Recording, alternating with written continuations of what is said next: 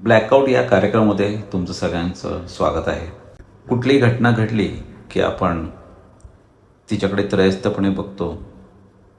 याचं कारण असं आहे की जोपर्यंत ती घटना आपल्याला नुकसान देत नाही तोपर्यंत आपण एक प्रेक्षक म्हणूनच त्याकडे बघत असतो आणि ती आपली एक प्रवृत्तीच झाली आहे. पण नेमकं आपण करणार तरी काय? सामान्य माणूस तसा हतबलच झाला आहे.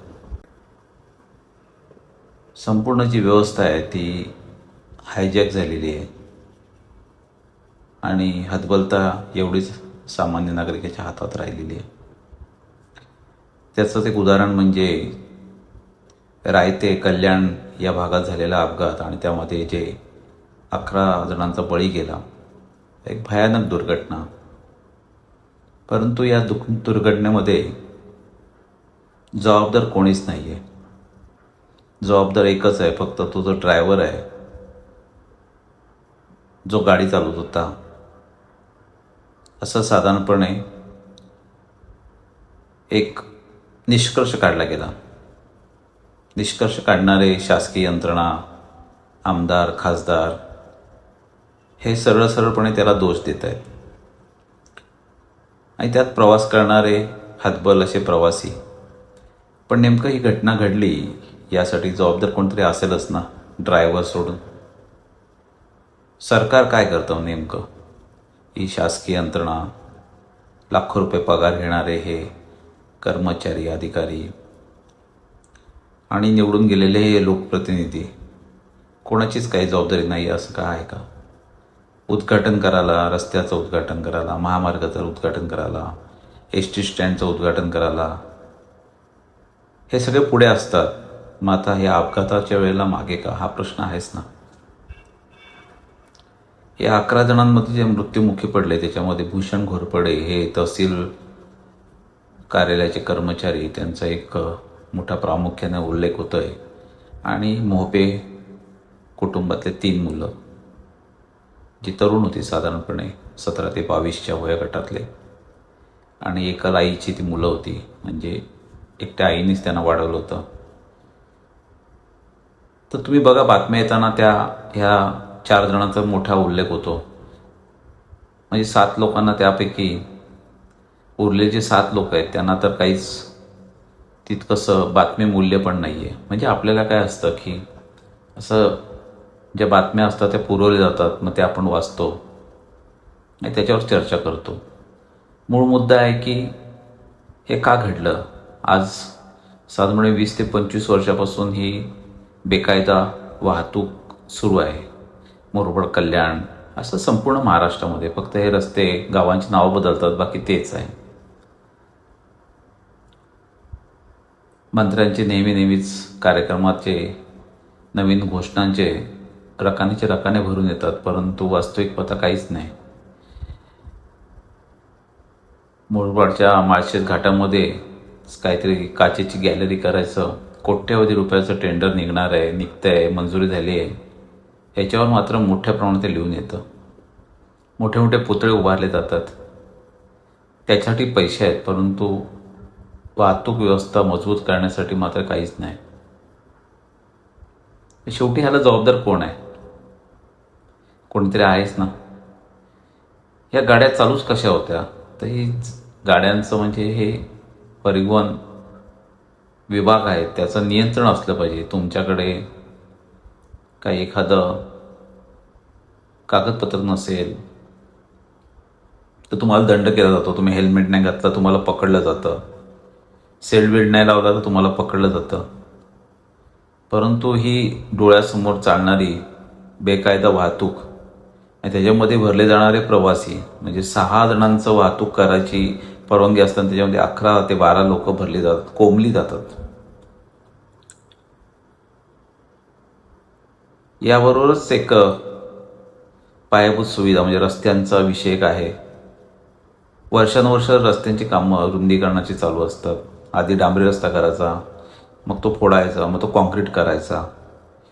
म्हणजे ते रस्ते आपल्याला पूर्णपणे वापरायला कधी मिळतच नाही, फक्त आपण विकास बघत असतो. आणि मग अशा घटनांमधून असे अपघात घडत असतात. काही दिवस आपण त्या बातम्या बघतो आणि मग विसरून जातो. दुसरी काहीतरी घटना घडते, त्याच्यावरती आपलं लक्ष जातं. आपण निर्विकार झालो. आपल्या संवेदना संपुष्टात आल्या आहेत. मूळ विषय आपण विसरून जातो. मुरबाडची रेल्वे, अगदी तिला स्टेशनला कुठलं नाव द्यावं इथपर्यंत आपली चर्चा गेली. मग वृत्तपत्रामध्ये लेख आले की जगन्नाथ शंकर शेठ कसे त्या मुरबाडचे होते पासून सगळं झालं, करमणूक झाली. परंतु ती रेल्वे मार्गाचं काय झालं पुढे, ज्याची एवढी घोषणा झाली होती, अगदी त्याचं मार्ग ठरवला गेला होता, मग ती कुठे अडकली नेमकी? ही सुद्धा कारणं आहेतच ना शेवटी. पण लोकांना तरी काय हवं आहे? लोकांना जातीपातीवरती मतदान करायचं आहे. एखादी लाडकी बहीण योजना फेकून मारली की त्याला भुलून मतदान करायचं आहे. ते 11 कुटुंब आणि त्यांचं दुःख, हे जोपर्यंत त्या घटना आपल्यापर्यंत पोचत नाही तोपर्यंत, आपल्यापर्यंत म्हणजे आपल्या कुटुंबातलं कोणी अशा घटनांमध्ये बळी जात नाही तोपर्यंत आपल्याला त्याचं जे दुःख आहे ते कळत नाही. किंवा आपल्याला कळत असतं तरी आपण तेवढ्यापुरतेच हळहळ करतो आणि विषय सोडून देतो. पण मुख्यतः ह्याला जबाबदार कोण आहे? जबाबदार ही शासकीय यंत्रणा आहेत, हे लोकप्रतिनिधी, आमदार आहे, खासदार आहेत. त्यांनी जबाबदारी घेतली पाहिजे खऱ्या या गोष्टींची. आपण जर त्यांचे कार्यकर्ते असो तर कुठेतरी आपण प्रश्न विचारला पाहिजे. माध्यमांनी सुद्धा प्रश्न उपस्थित केले पाहिजेत की हे नेमकं कसं थांबवता येईल. तुम्हाला काय वाटतं की 11 बळी गेल्यानंतर सुद्धा ती जी काय बेकायदा वाहतूक आहे ती काही दिवस त्याच्यावर कारवाई होईल सुद्धा? पुन्हा एकदा ते सगळं सुरू होणार आहे तसंच. आणि जी सार्वजनिक वाहतूक व्यवस्था आहे, जशी की STची सोय, त्याच्यानंतर काही ट्रेन वगैरे, या सगळ्यांची व्यवस्था झाली पाहिजे.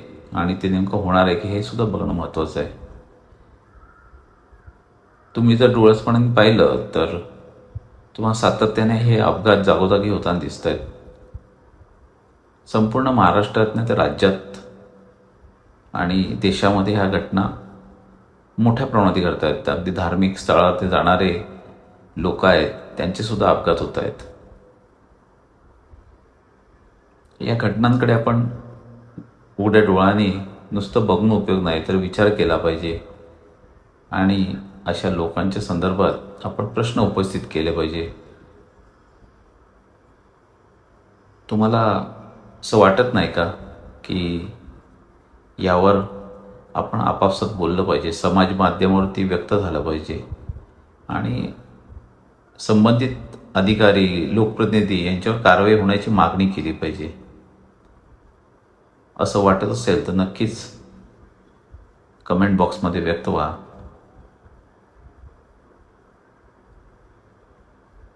नाहीतर तुम्ही जर ट्रेननी प्रवास करत असाल तर तुम्हाला तर माहिती आहे, ट्रेनमधनं पण लोक पडून मारत आहेत